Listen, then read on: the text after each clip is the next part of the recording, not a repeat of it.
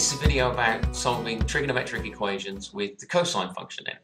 And we're going to tackle a couple of examples, and we're going to solve both of these between 0 and 2 pi. So we're using radians, and we're just going to use the ordinary cos curve, the curve that runs from 1 to -1 and cuts at pi by 2 and at 3 pi by 2 with this sort of period between 2 pi and 0. So we'll do the first example. Looking for values of theta between 0 and 2 pi for which cos theta equals 0.5. Okay, that's what we're looking for. So we'll start by doing an inverse cosine of 0.5. We get a value from our calculator. We'll take the thing and do a inverse cos of 0.5, and it tells us that it's 1.047.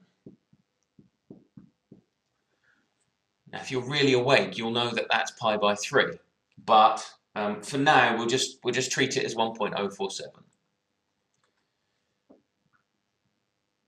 But we're looking for all solutions in this range, so we need to have a look at the cosine curve between 0 and 2 pi.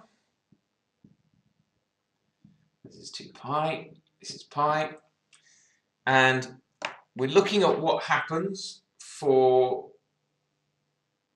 at the height of 0.5, and so there are two possible solutions in this range. And rather like we do with the sine function, we're going to use the symmetry in this curve to find the value over here. Our calculator has just told us that this value is 1.047. That's what we've just worked out with our calculator. We need to know this value.